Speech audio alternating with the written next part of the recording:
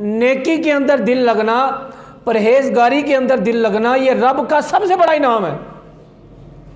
لوگوں نے سمجھا ہوا ہے کہ شاید دنیا کی دولت مل جائے، یہ بہت بڑا اللہ کا فضل ہے، یہ انعام ہے۔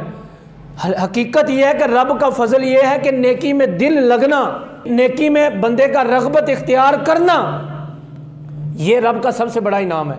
تو اس لیے اللہ تبارک و تعالیٰ نے یہاں پر جو قرآن پاک کی آیت میں یہ نہیں ارشاد فرمایا کہ تو روزہ رکھے گا تو رات کو تجھے 1000 درہم مل جائیں گے، روزہ رکھے گا تو 1000 دینار مل جائیں گے، روزہ رکھے گا تو 2 تولے سونا مل جائے گا، روزہ رکھے گا تو راتوں رات تو امیر ہو جائے گا، تیرے پاس پیسوں کی جو ہے نا ریل پیل ہو جائے گی۔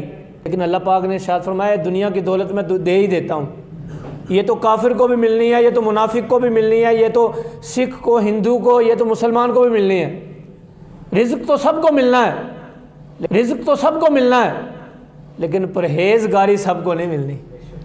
پرہیزگاری اس کو ملنی ہے جو رب کا بندہ ہوگا، جو رب کا انعام یافتہ ہوگا، جو روزہ دار ہوگا، جو رب کا نام لینے والا ہوگا۔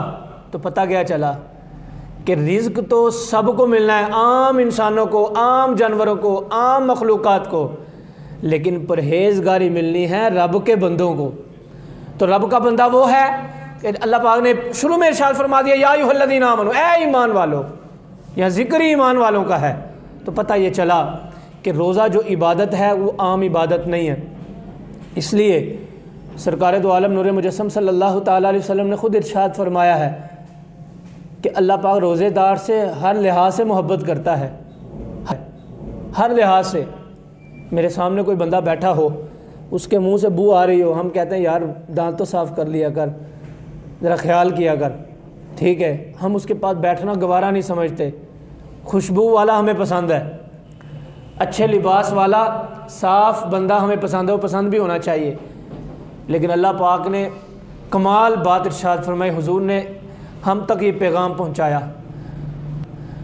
ارشاد فرمایا کہ روزہ دار کے منہ سے جو بو آتی ہے، جو لوگوں کو پسند نہیں ہوتی، بھوک کی وجہ سے منہ سے بو لگتی ہے، سمیل آتی ہے جب بندہ بھوکا پیاسا رہتا ہے، انسانوں کو وہ بو پسند نہیں ہے، لیکن اللہ کے حبیب فرماتے ہیں کہ اللہ پاک کو وہ روزے دار کی بو بھی مشک اور عنبر سے زیادہ پسند ہے۔